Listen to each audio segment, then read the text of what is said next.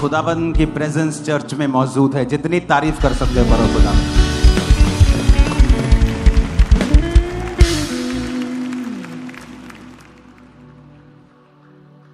जिसने कभी भी प्रभु की प्रेजेंस नहीं देखी ना, महसूस नहीं की, जो बिल्कुल आत्मिक रीति से अंधा बहरा है, वो भी आज समझ जाएगा खुदाबंद की उपस्थिति यहां मौजूद है।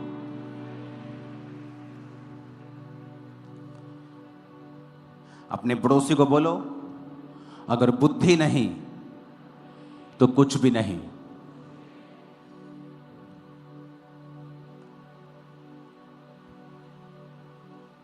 आपने ये बात नोटिस की होगी कि बाइबल में जितने अच्छे और बड़े किरदार हैं, चाहे वो दाऊद हो, चाहे वो अब्राहम हो, सुलेमान हो, पतरस हो, पौलुस हो, एक कॉमन चीज इनमें थी, वो थी ईश्वरीय बुद्धि के साथ चलना। एक कॉमन चीज इन सब में थी, वो कॉमन चीज थी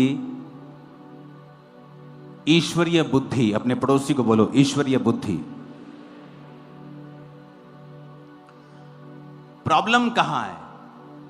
प्रॉब्लम यह है कि हम जब लोगों की टेस्टिमनी को सुनते हैं, हम उनकी स्टोरीज को नहीं सुन पाते और फिर हम अपने आप को उनके साथ कंपेयर करने लगते हैं कि मेरे को भी तो यही प्रॉब्लम है, मैं आजाद क्यों नहीं हूं।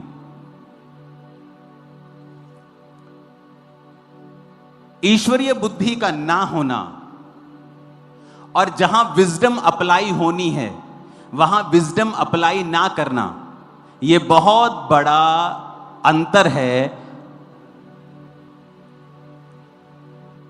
कि आप अपनी लाइफ में वो नहीं कर पा रहे जो परमेश्वर करना चाहता है। पीछे स्क्रीन पे कोई स्टिल कर दो, मूविंग मत करना कुछ भी। अगर नियोमी का पति आत्मिक बुद्धि लगाता और यह सोचता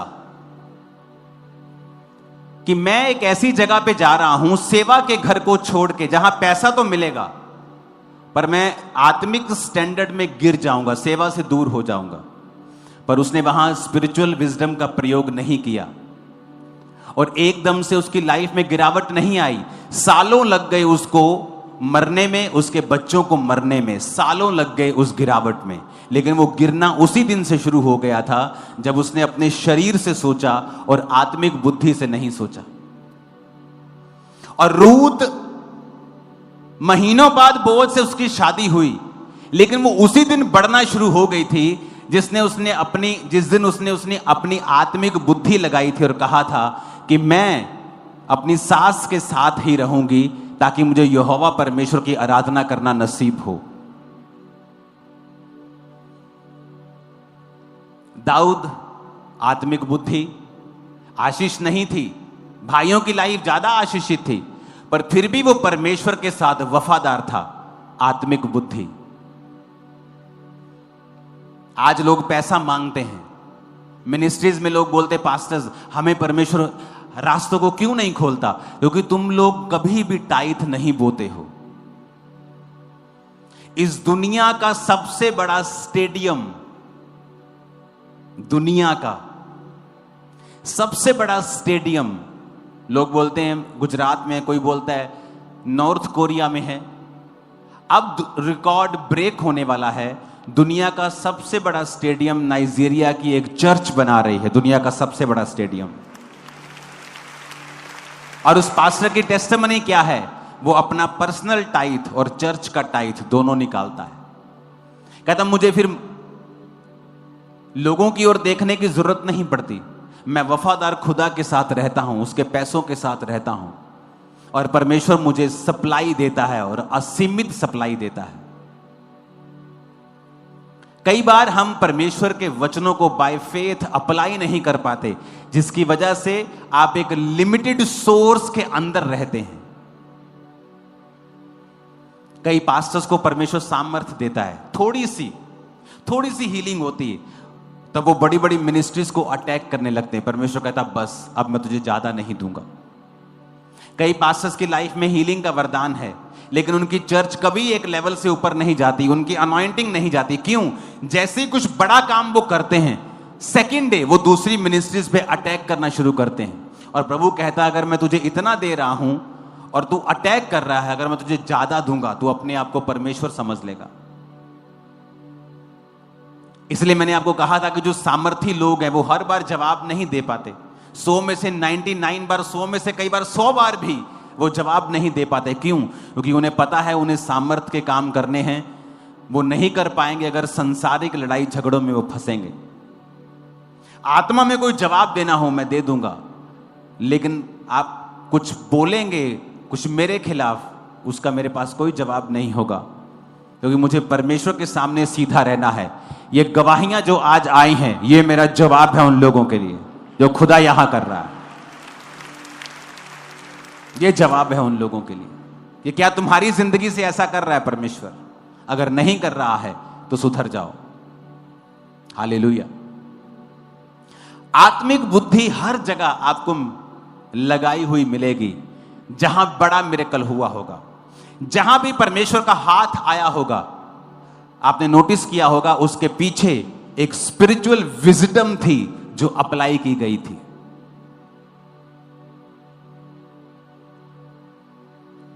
नमान कोड़ी को कहता, अलीशा जा 7 डुबकियां मार ले। आत्मिक बुद्धि से नहीं सोचा, शारीरिक बुद्धि से सोचने लगा, भाग गया। उसका सेवक कहा कितनी मुश्किल बात है, कर ले तो। आत्मिक बुद्धि लगाई, वो किया, बच्चे के समान स्किन होकर वापस आ गया। जब भी आपको परमेश्वर का हाथ चाहिए, आपको आत्मिक बुद्धि लगानी पड़ेगी वहां। शारीरिक बुद्धि नहीं, किसी को बताना नहीं, मेरी जॉब खतरे में आ जाएगी। चर्च में जाते हैं, मिरेकल भी हो गए, बपतिस्मा नहीं लेना, शादी कहां करेंगे? तुम एक मूर्ख हो, परमेश्वर की निगाह में तुम मूर्ख हो।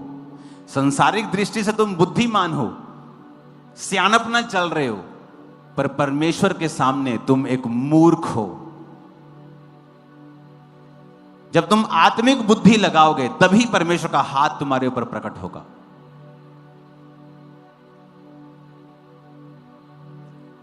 हालेलुया।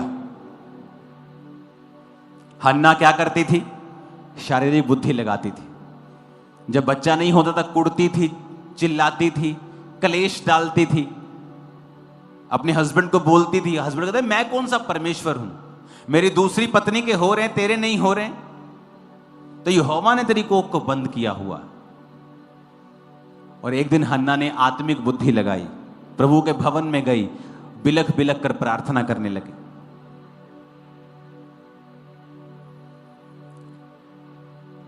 पहला शमूएल 1:11 में लिखा, उसने मन्नत मानी।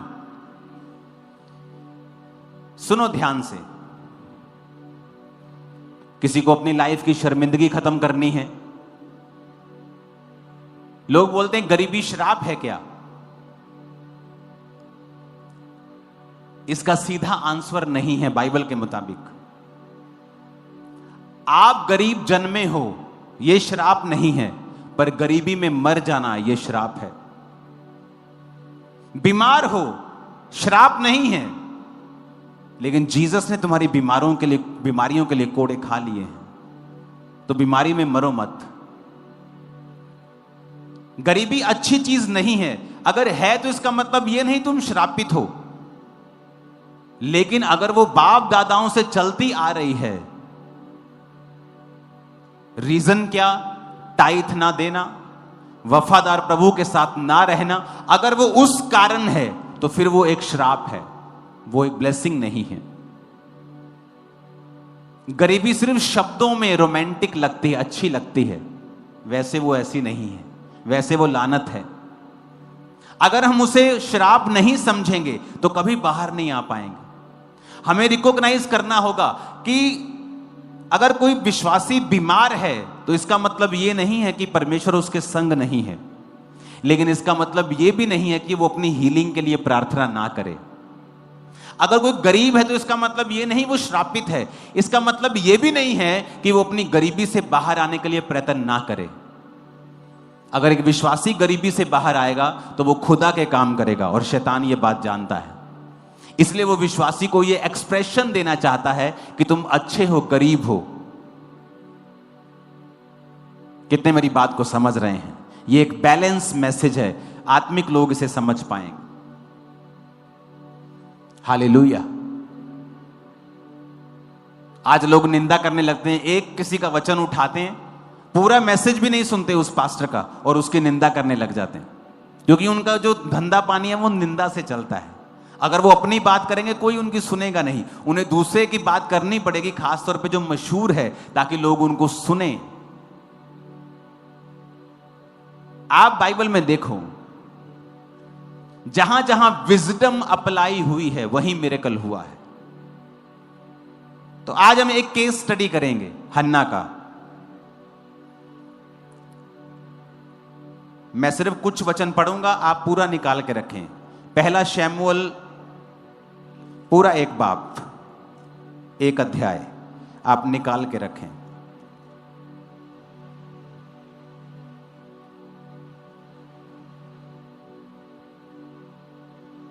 8 आयत में लिखा, उसके पति एल्काना ने कहा, हे हन्ना, तू क्यों रोती है और खाना क्यों नहीं खाती? क्या मैं तेरे लिए 10 बेटों से अच्छा नहीं हूं? तेरा मन क्यों उदास है? शीलो में हन्ना खाने और पीने के बाद उठी और यहोवा के मंदिर में जाके एक बाजू के पास एलिया जो कुर्सी पर बैठा था, मन में व्याकुल होकर यहोवा से प्रार्थना करने और बिलख बिलख कर रोने लगी और यह मन्नत मानी। ये केस स्टडी कर रहे हैं आज हम। विजडम अप्लाई हुई है, आत्मिक बुद्धि। यहूदी जो थे उन्हें एक बात मालूम है कि परमेश्वर मन्नतों को तुच्छ नहीं जानता। कि प्रभु अगर तू मेरा यह काम करे, बहुत से लोग मन्नत मांगते हैं, अगर तू मेरी मनपसंद जॉब मुझे दे, मैं ये पहली सैलरी तुझे दूंगा, मैं टाइप तुझे दिया करूंगा। मन्नत मांगते, परमेश्वर अगर तू मेरा ये काम करे तो मैं ऐसा करूंगा, अगर आज मुझे तू इस मुसीबत से छुड़ाए तो मैं तेरी सेवा। ऐसे बहुत सी मन्नतें हैं। तो पहली विजडम अप्लाई हुई कि बाइबल के वचनों में जो खुदा की विजडम है, खुदा के तरीके के साथ जीवन जीने का तरीका।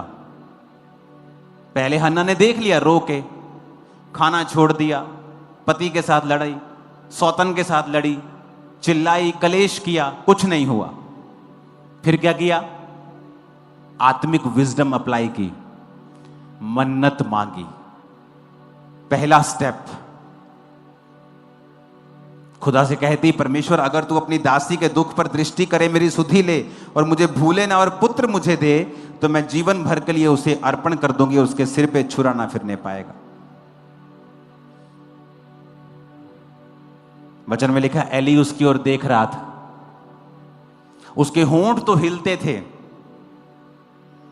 13 आयत में लिखा, परंतु शब्द कोई सुनाई नहीं पड़ता था। एली ने समझा वो नशे में है। एली ने कहा, अपना नशा उतार, कब तक नशे में रहेगी? 15 में लिखा, हन्ना ने कहा, नहीं मेरे प्रभु, मैं तो दुखिया हूं, मैंने ना तो दाख मधु पिया ना मदिरा, मैंने अपने मन की बात खोलकर यहोवा से कही है। क्या लिखा? एली ने देखा, और क्या देखा? होंठ हिल रहे हैं। और क्या कहा? मन में सोचा, ये औरत ओछी है, कैरेक्टरलेस औरत है, खुदा के घर में नशा करके आ गई। ए लड़की, अपना नशा उतार। और अगर हन्ना के पास स्पिरिचुअल विजडम ना होती, वो आगे से कहती, ले तू कादा सेवक आ, तेन तो आप नहीं पता लगा मैं की कहनी है।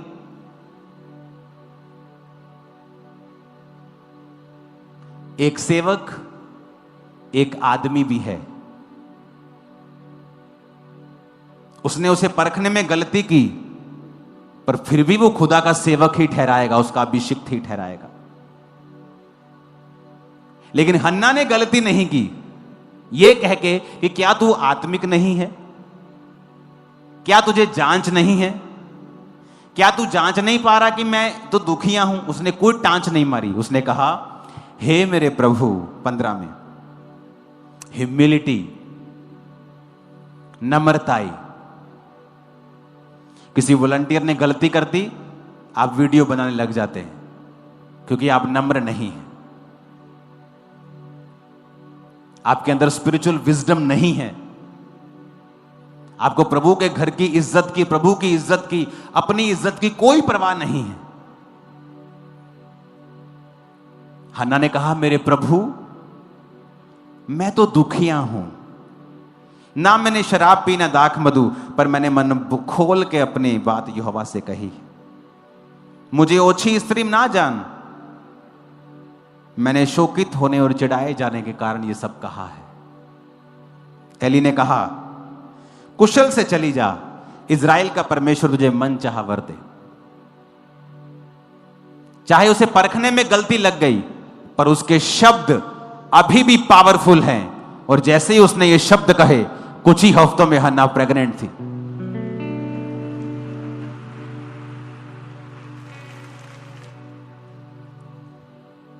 आप प्रभु के सेवक को जांच नहीं सकते। मैंने लोगों को देखा है, एक पास्टर ने वचन बोलने में गलती कर दी कि भजन संहिता 23 बोलना था, 24 बोल दिया, यहोवा मेरा चरवाहा है। लोग उसको ट्रोल कर रहे हैं, इसको तो वचन नहीं पता। वो तब भी खुदा का वैसा ही अभिषिक्त सेवक है, उसके शब्दों से अब भी काम होते हैं। ये गलतियां मायने नहीं करती, क्योंकि वो एक शरीर में भी है। कितने मेरी बात को समझ रहे हैं? यह है स्पिरिचुअल विजडम, सबके पास नहीं है, इसीलिए तो सब इफेक्टिव नहीं है खुदा के राज्य के लिए। सब रूहें नहीं बचा पाते, इतनी सब इतना काम नहीं कर पाते। डिपेंड करता है आपके अंदर प्रभु की विजडम कितनी है। नेक्स्ट कहते तेरी दासी तेरी दृष्टि में अनुग्रह पाए, और वो चली गई। क्या हुआ उसके बाद? वो प्रेग्नेंट हुई।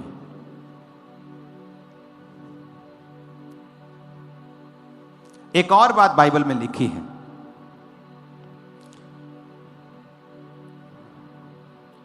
इक्कीस आयत में उसका पति हर साल जब भवन में जाता था तो फिर वो चला। जब शैमूएल हो गया तो हन्ना कहती मैं अभी खुदा के घर में नहीं जाऊंगी, क्योंकि मैंने इसे अर्पण करना है, इसका दूध छूटने तक मैं नहीं जा, मुझे अच्छा नहीं लगेगा मैं घर में उसके जाऊं और इसको खाली वापस ले आऊं। Spiritual wisdom.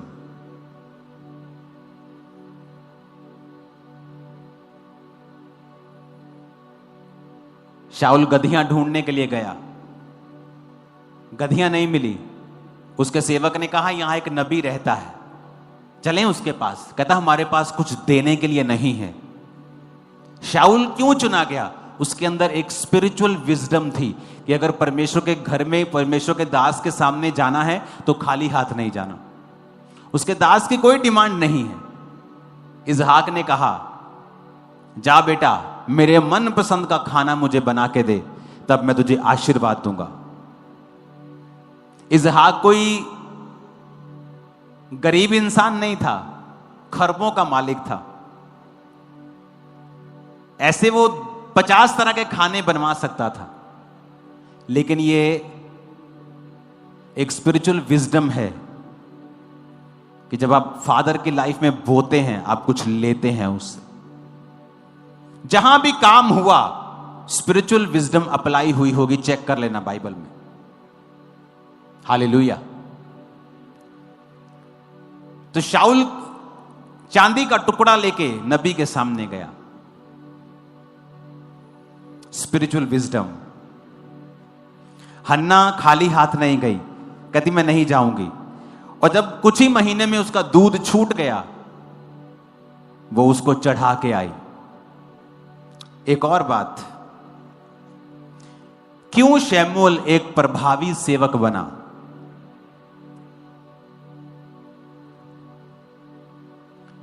बाइबल कहती एली जो सेवक था उसके लड़के लुच्चे थे, बाइबल कहती, और वो चर्च की औरतों के साथ व्यभिचार करते थे। एली ने उनको डांट कर उनकी ड्यूटी से उन्हें नहीं हटाया, पर शमूएल ने कभी भी एली को बुरा भला नहीं कहा। Spiritual wisdom. प्रभु ने एली का न्याय किया, गॉड्स जजमेंट। हर साल हन्ना और उसका पति उस भवन में आते थे जिस तरह पहले आते थे। हन्ना का बेटा वहां पे था, पर हन्ना ने 3 महीने में उस परमेश्वर के घर को विजिट नहीं किया। आज लोग परमेश्वर के घर में अपना बच्चा दे देंगे, हर 1 महीने में फोन करेंगे, ठीक है तू ठीक है, तुमने रोटी मिलती है? कि कब आपका वीक मोमेंट आए और आपको सेवा से दूर कर लिया जाए। बड़े से बड़े बिलियनर्स की लाइफ में भी वीक मोमेंट्स आते हैं। एलिया की लाइफ में भी वीक मोमेंट आया जब वो मौत मांगने लगा। पतरस की लाइफ में वीक मोमेंट आया जब उसने प्रभु का इनकार कर दिया।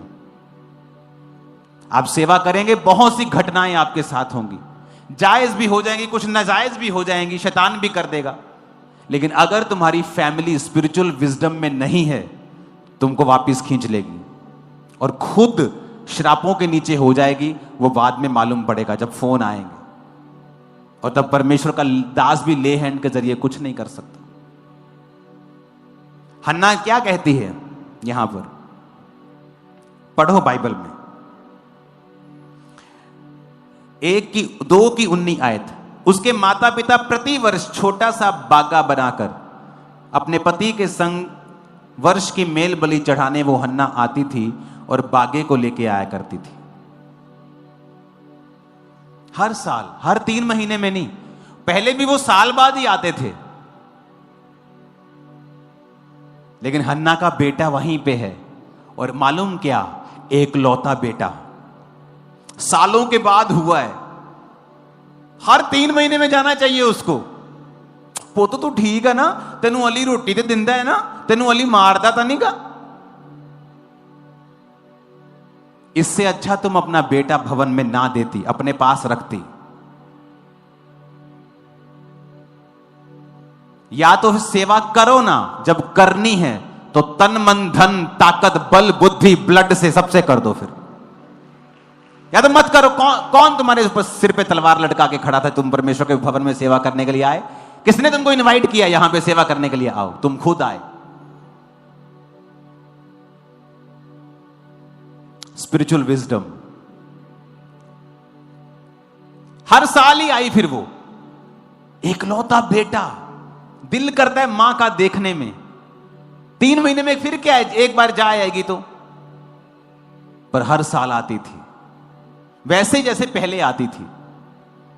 बागा बना के कपड़े दे के जाती थी। एली ने देखा, खुदा ने देखा, ये औरत आत्मिक बुद्धि से चलती है। बुलाया एली ने उसको दोबारा। एली ने एल्काना और उसकी पत्नी को आशीर्वाद देकर कहा, यहोवा इस बालक के बदले जो तूने अर्पण किया है, तुझको इस पत्नी से वंश दे। तब वो चले गए। 21 में लिखा, यहोवा ने हन्ना की सुधि ली, वो गर्भवती हुई, उसके 3 बेटे और 2 बेटे, 3 बेटे और 2 बेटियां और हुई, और बालक यहोवा के संग रहता हुआ बढ़ता गया। एक बार स्पिरिचुअल विजडम अप्लाई की, बेटा हो गया। फिर उसको अप्लाई किया, रोज रोज उसका पता लेने नहीं गई, हाय मेरा पुत्र, हाय मेरा बेटा, ठीक तो है ना? एली के पुत्र लुच्चे हैं, कहीं मारते तो नहीं उसको? अरे यहोवा के घर में तुमने भेजा है, जिसके घर में भेजा है वो संभाल लेगा तुम्हारे बेटों को। स्पिरिचुअल विजडम सबके पास नहीं है। एली के अंदर एक कमी थी, अपने बच्चों को सुधारा नहीं उसने। लेकिन फिर भी शमूएल उसके अधीन था। और सोचो, जो परमेश्वर के सामने निष्कलंक होकर चलना चाहे, उसके अधीन आपको कितना होना चाहिए। और वचन क्या कहता है? यहोवा ने फिर उसकी सुधि लेकर उसको 3 बेटे और 2 बेटियां और दी। Spiritual wisdom.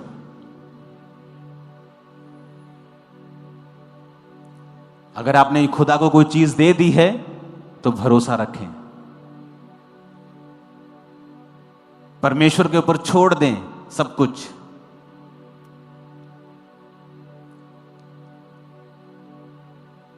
कहते हैं ना, जड़ी औरत 24 घंटे अपने पेके ना जुड़ी रहे फोन ते, वो कदी अपने सोहरे च खुश नहीं रह सकती। ये सच बात है, सच बात है। ये मैं आपको बता सकता हूं, सच बात है। जब आप एक हस्बैंड वाइफ बनते हैं तो मैं और मेरी वाइफ, हमारे बीच में ना तो मेरे माता पिता हैं ना उसके माता पिता हैं। हम दोनों सबसे पहले अपने लिए हैं, उसके बाद हमारे माता पिता हैं। क्योंकि वीक मोमेंट आएंगे।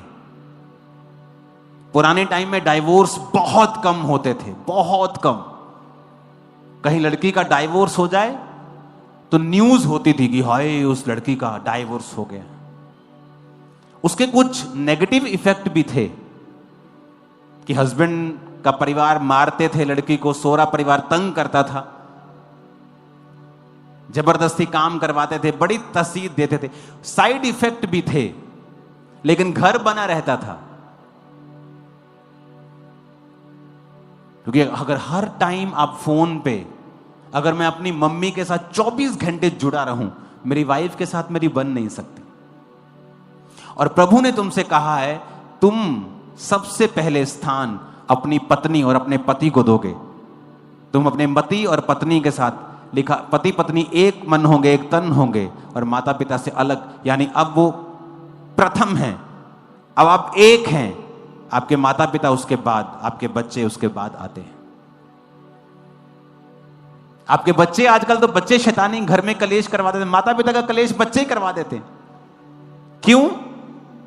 क्योंकि शुरू से एक बच्चा मां का फेवरेट है और एक बाप का फेवरेट है। जब फेवरेटिज्म शुरू बचपन में हो जाएगा, जब वो बड़े होंगे, वो घर कलेश से भरा होगा। आपके बच्चे माता और पिता दोनों से प्यार करने वाले होने चाहिए। चाहे 4 बच्चे हैं, माता पिता के सभी फेवरेट होने चाहिए।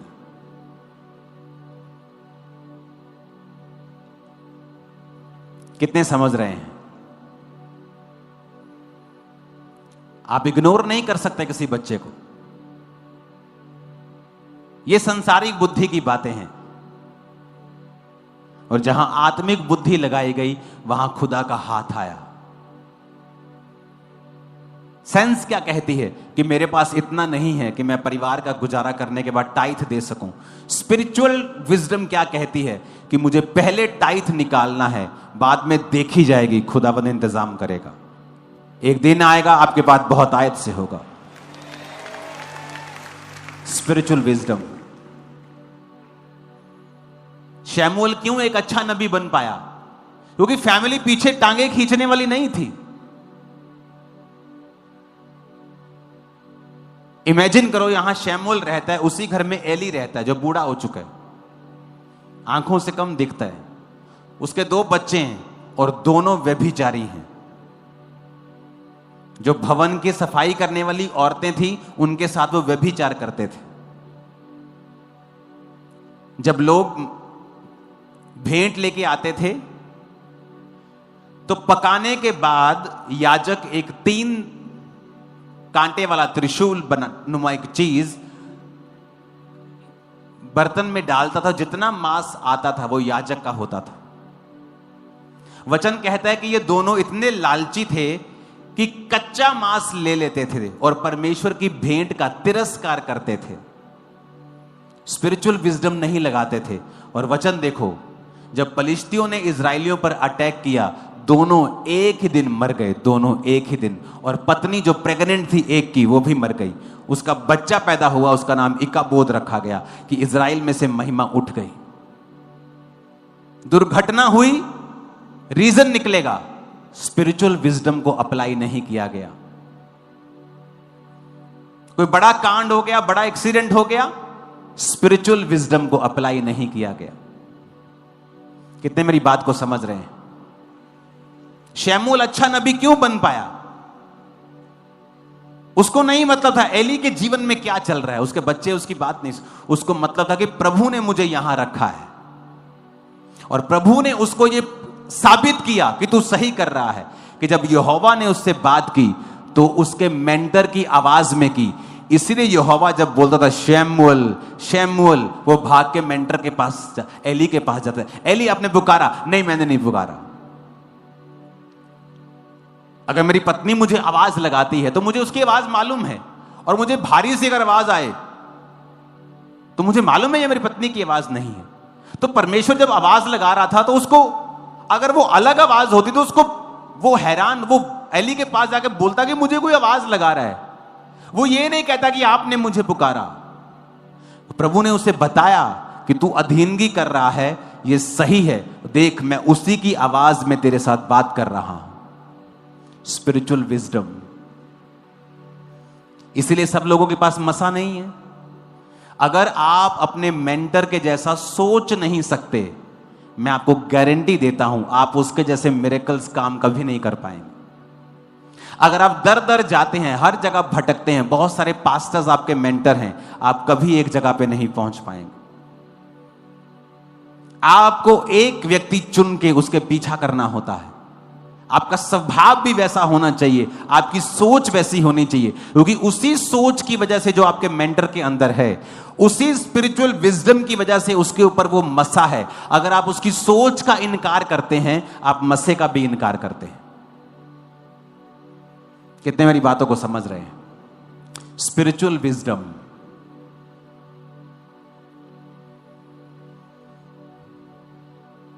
लड़ाई झगड़ों में ना पड़ना, स्पिरिचुअल विजडम।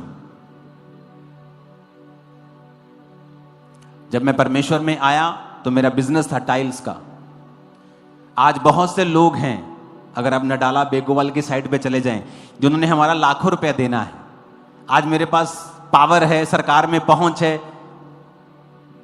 मैं पैसा वापस ले सकता हूं। मैं लड़ाई झगड़े में नहीं पड़ा तब, क्योंकि मुझे प्रभु का काम करना था। स्पिरिचुअल विजडम, प्रभु को आगे रखना, स्पिरिचुअल विजडम, आत्मिक बुद्धि है। तुम्हें कोई परवाह नहीं है कि कोई तुम्हें व्यभिचार करते देखता है, क्योंकि तुम्हारे अंदर परमेश्वर की जलन नहीं है। तुम्हारे अंदर कोई शर्म नहीं है कि 4 लोग भी अगर जानते हैं तुम एक व्यभिचारी हो तुम्हारे अंदर, क्योंकि आत्मिक बुद्धि नहीं है।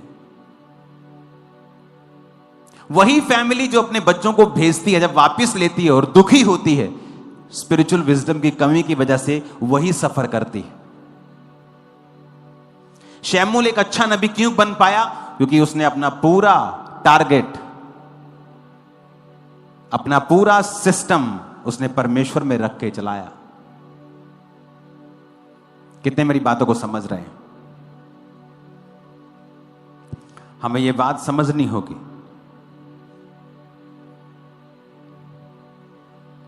संडे में आपसे बात करूंगा इसको हासिल कैसे करना है, क्योंकि ये एक तरीके से हासिल नहीं होती। आज मैंने आपको बताया है क्यों जरूरी है, क्योंकि स्पिरिचुअल विजडम हर एक बड़े मिरेकल के पीछे आपको खड़ी मिलेगी। हर एक बड़ा बदलाव जो किसी व्यक्ति की लाइफ में हुआ है, उसके पीछे आपको एक स्पिरिचुअल विजडम मिलेगी। अगर वो नहीं है तो वहां बदलाव भी नहीं है। वो दाऊद ने इस्तेमाल की, सुलेमान ने इस्तेमाल की। परमेश्वर के घर में जाते जाते वेट नहीं की, रास्ते में 1000 होम बलियां चढ़ा दी। आज अगर एक भेड़ की कीमत 10,000 या 20,000 है, तो लगा लो कि 2 करोड़ एक 2 करोड़ की भेड़ें रास्ते में चढ़ा दी, अभी तो भेड़ चढ़ानी है, अभी तो रास्ते में चढ़ा दी। प्रभु उसका दिल देकर खुश हुआ कि मेरे लिए इसने कुछ रख छोड़ा नहीं। Spiritual wisdom. उसी रात सपना आता और प्रभु कहता है मांग तुझे क्या चाहिए। हर बड़ा बदलाव आत्मिक बुद्धि को चलाने से हुआ है। वचन को पढ़ो, जो कहता है करो, यही आत्मिक बुद्धि है। पहला काम वचन पढ़ना, जो कहता है उसे करना, अपना दिमाग अपनी सेंस प्रयोग में ना लाना। कितने मेरी बातों को समझ रहे हैं? परमेश्वर के वचनों को सुनने के लिए हमारे चैनल को सब्सक्राइब कीजिए और हमारी लेटेस्ट वीडियो सबसे पहले देखने के लिए बेल आइकन को प्रेस कीजिए।